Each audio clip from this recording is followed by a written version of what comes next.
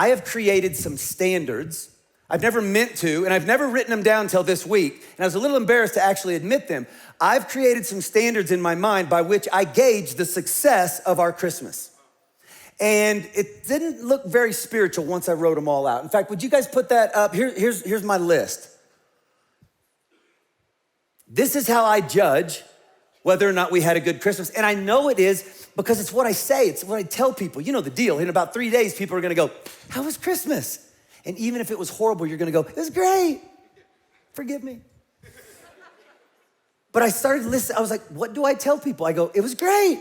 And then I go, we got together with the boys in the morning and exchanged presents. The gift exchange was great. And then we got together with family, and sometimes family's mad at family and that can be awkward, but this year it was pretty comfortable. It wasn't that awkward. Family got along, and that was fun. And finances, not perfect, but I'm not making a lot of the mistakes I made early on when I would just rack up that credit card because I wanted to get Jill something that we could never afford. Like I don't do that anymore. So finances aren't perfect, but they're not like a huge concern right this minute. They have been pretty comfortable. We just had a good time. We didn't travel this year, so we were just comfortable.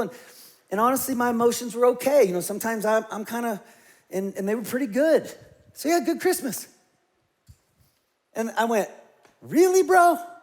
That's what makes for a good Christmas?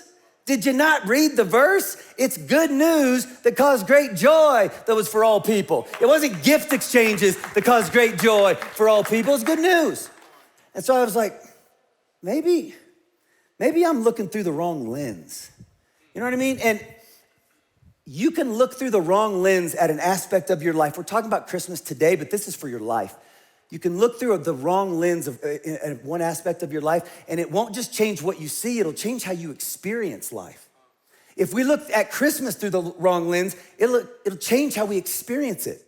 Because I know, so I'm gonna try to stay composed as I say this. I know what some of you have been going through. And you would love nothing more this Christmas than to focus on good news, but your mind is like overwhelmed with some tragic things that you've been through, with some things that your family's been through.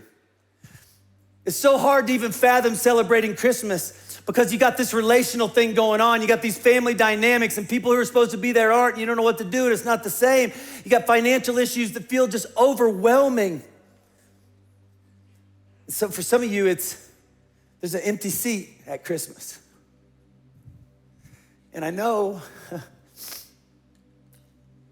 because I've done some of the funerals. I just want to say I'm sorry. And I believe God's grace and his mercy can get you through anything, including what you're going through right now. Jesus said, both of these things are true at the same time. You will have troubles, and I've overcome them. And let that bring you a little bit of peace. That's what he said. It's not about my situation. It's about my Savior.